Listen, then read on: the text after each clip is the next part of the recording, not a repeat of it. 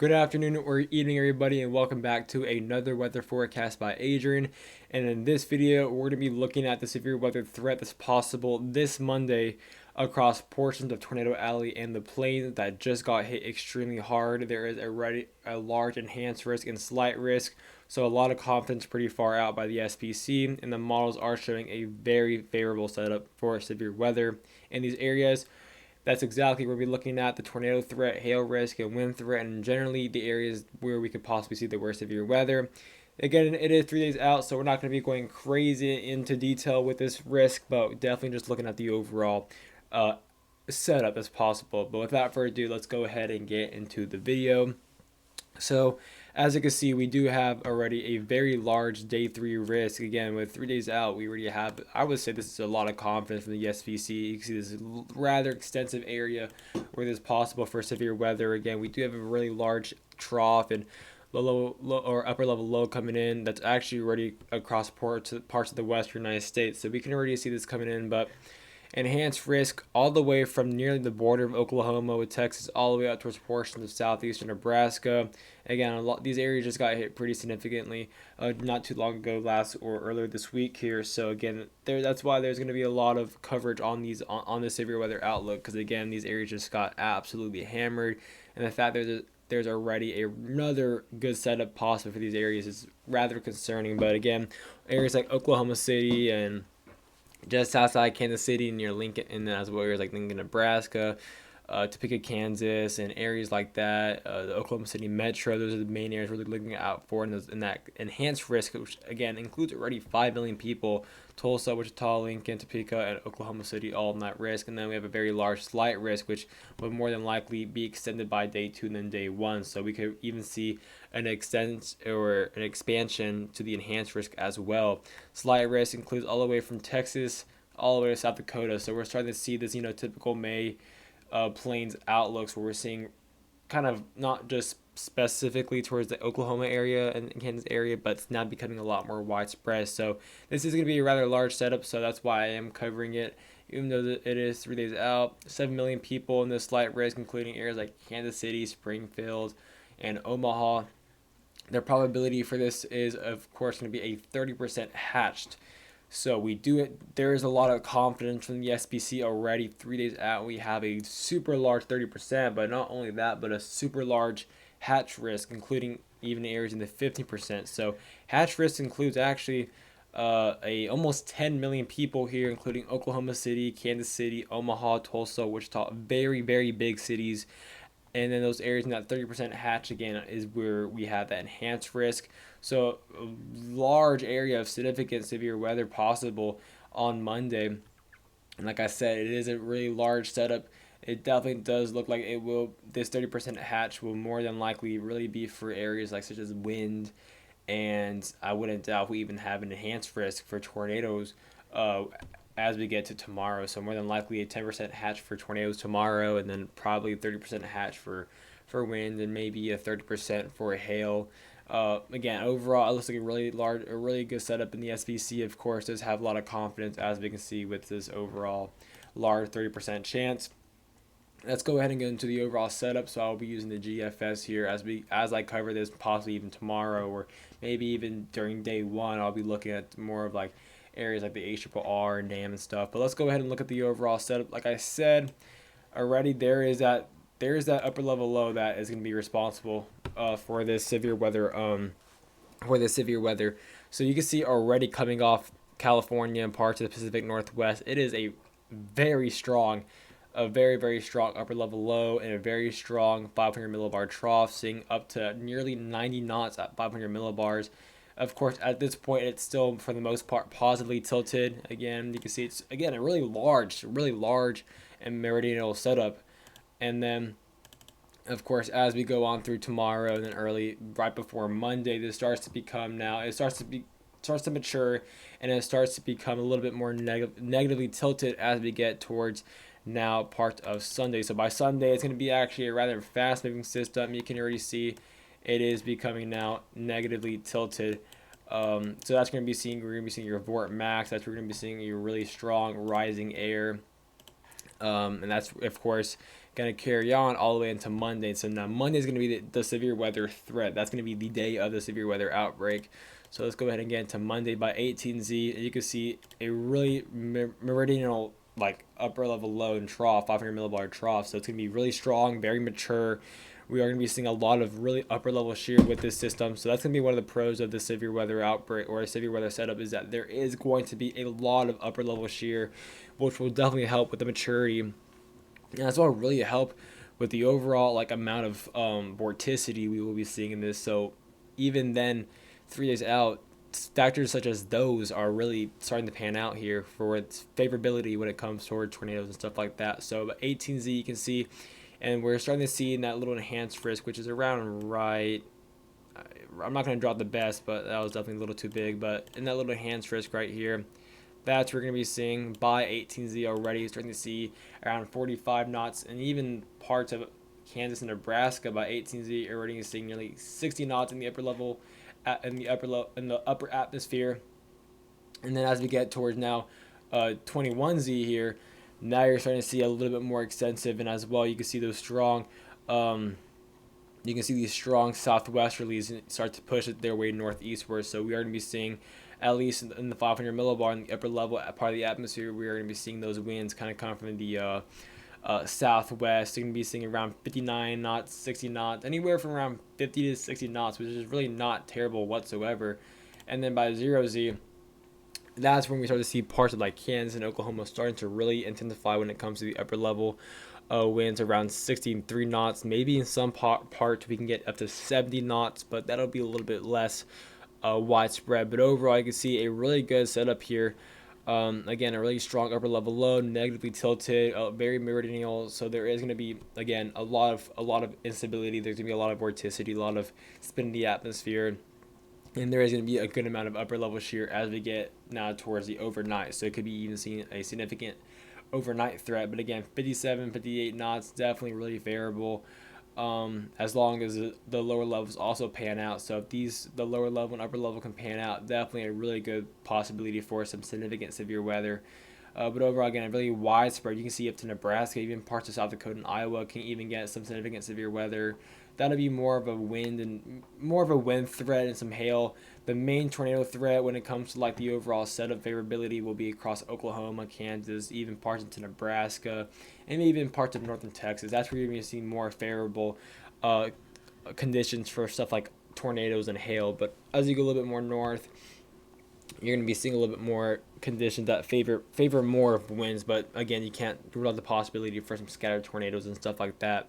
Let's go ahead and get to the 850 millibars, and this is actually going to be, as I was looking earlier, the 850 millibar wasn't really necessarily impressing me, but it is very favorable still for, obviously with the upper level shear. It's not terrible, like it's not nothing crazy, but it definitely does. I mean, I can see why the SBC does put an enhanced risk for day 3, because everything does pan out. Like the upper or the lower level shear is really strong across obviously areas like South Dakota and like upper Nebraska. That's not really at this point. It's only 15Z as well. Like you're not gonna really see any severe weather at that time.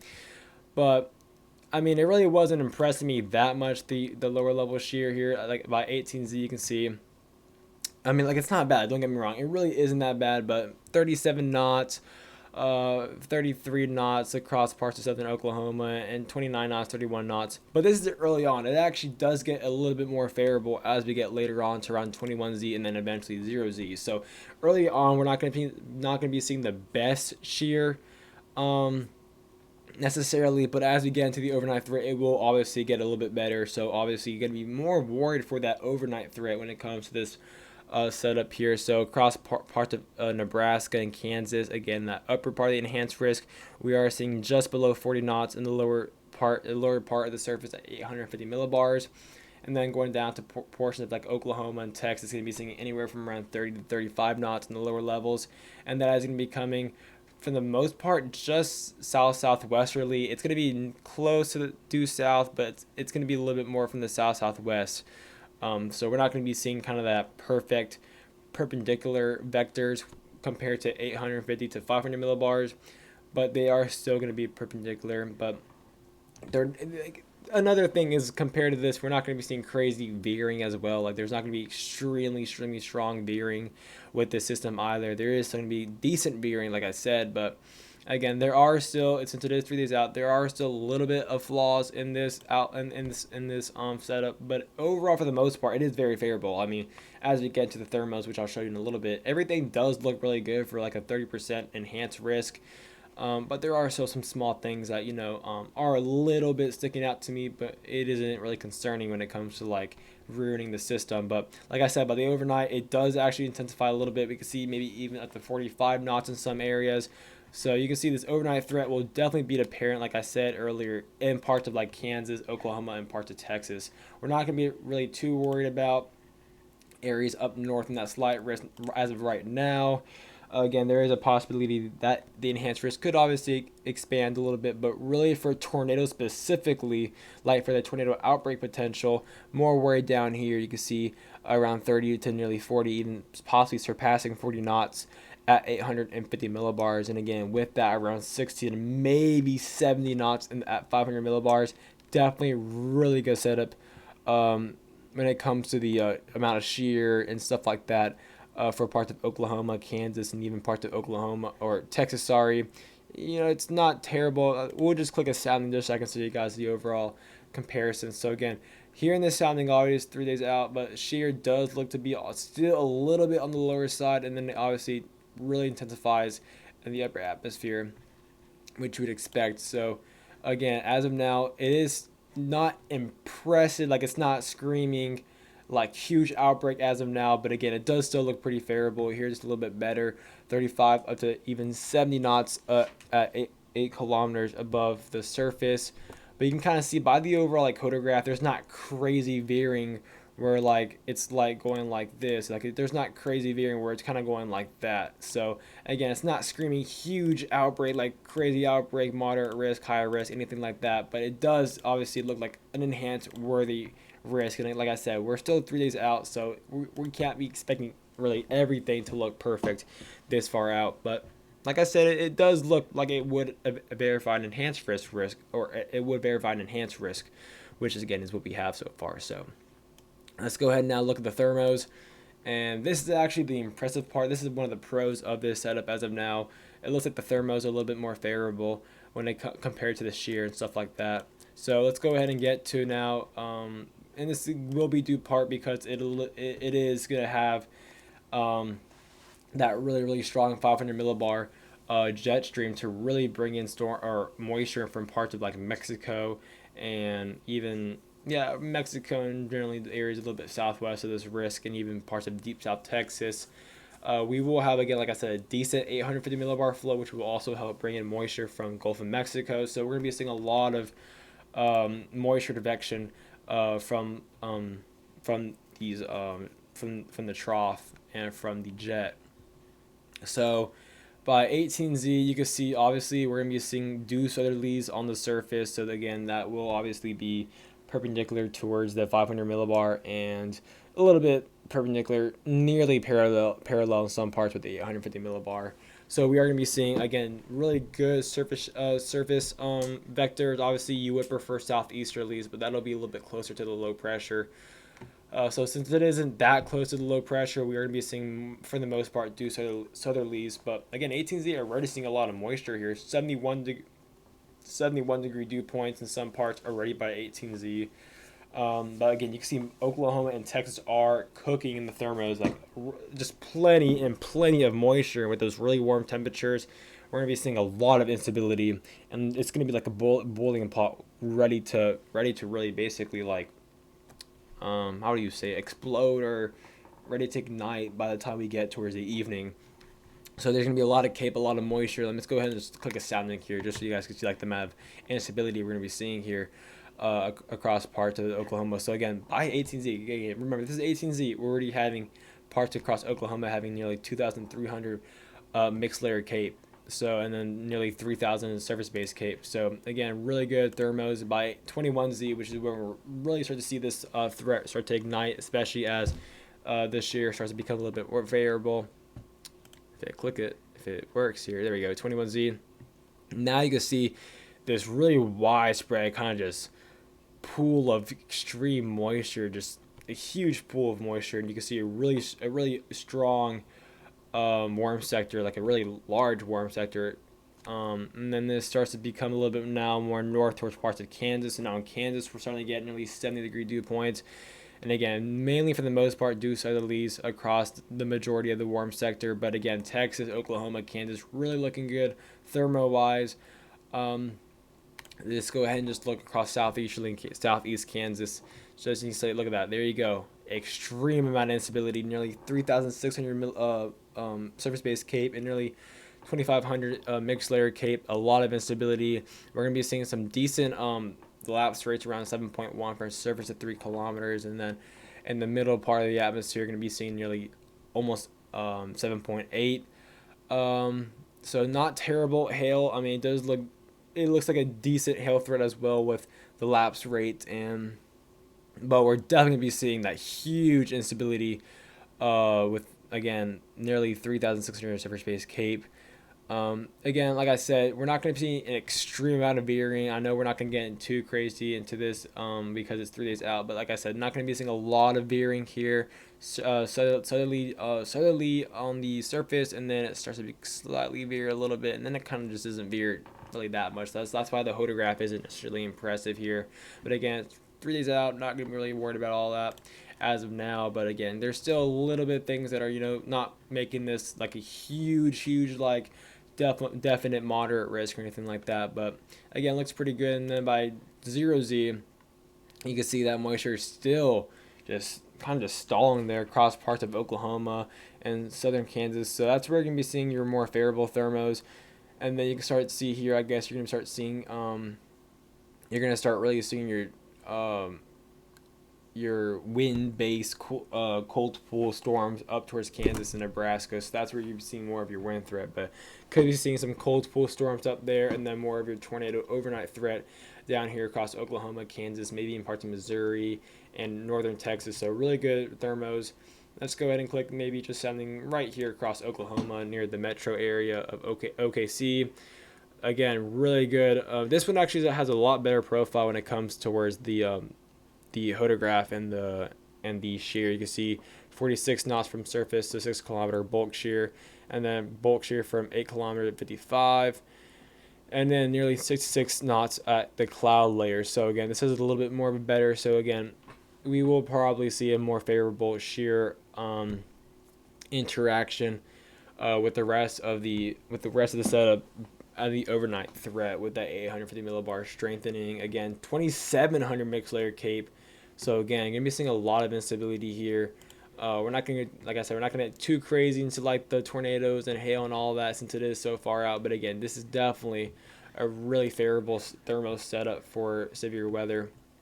And then last we'll be looking at is the surface-based CAPE. This is actually one of my favorite things to look at, is the surface-based CAPE with the hodograph. At first, you had to get Pivotal Premium for this, and then we finally released it to the people that can't really pay for Pivotal Premium. So let's go ahead and look at now. I looked a little bit too far into this, so let's go ahead and look at, if it lets me, 21Z, and then here is 18Z. So 18Z, like I said, we're going to be seeing really good thermos, really good temperatures. Like stuff like the surface-based CAPE and mixed layer CAPE really won't be a flaw whatsoever.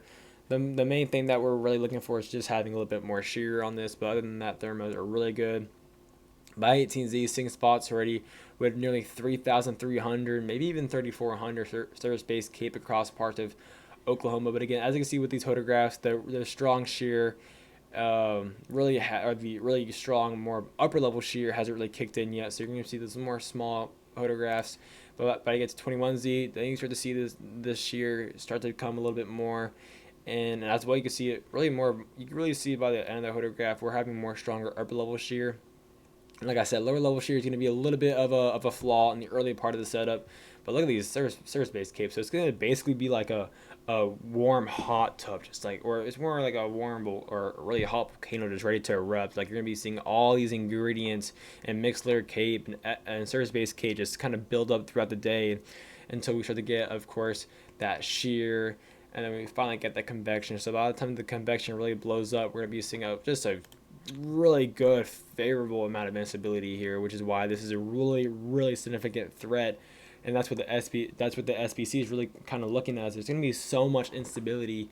There's going to be as well, again, as the 850 millibar really increases in strength, we're going to be seeing a lot of vorticity. So everything's really there for the setup, which is why there is a 30% chance so far out. And then by zeros, you look at the zeros, you're seeing parts of maybe even 4,000 joules per kilogram. But for the majority of the main enhanced risk, we're seeing nearly anywhere from maybe 2,500 across the more northern part of like Oklahoma and southern Kansas, but in that OKC area and down towards southern Texas, that's where we're gonna be seeing really a lot of just instability just building up there.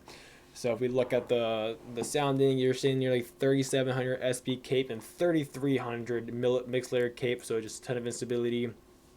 And then here, you can see a little bit better of a veering profile in the lower surface or the lower part of the atmosphere, but then it kind of stalls out a little bit. And you can really see like there really isn't a consistent like linear pattern in like the shear increasing. So that's just going to be a little bit of the problem, is that we want a consistent pattern of shear increasing, which again, you can see with the photograph, it just really isn't.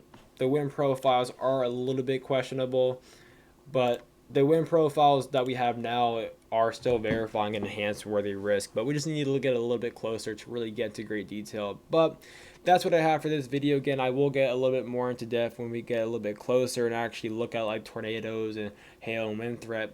But again, we are looking at a pretty significant setup, although there are little things that are concerning me right now. But other than that, it definitely does look like an enhanced risk is going to possibly verify with this setup, and whether there could be a moderate or possibly an expansion of this enhanced risk, we will see as the setup gets closer and we get a little bit more models getting onto this. But I hope you guys enjoy the video and have a good one.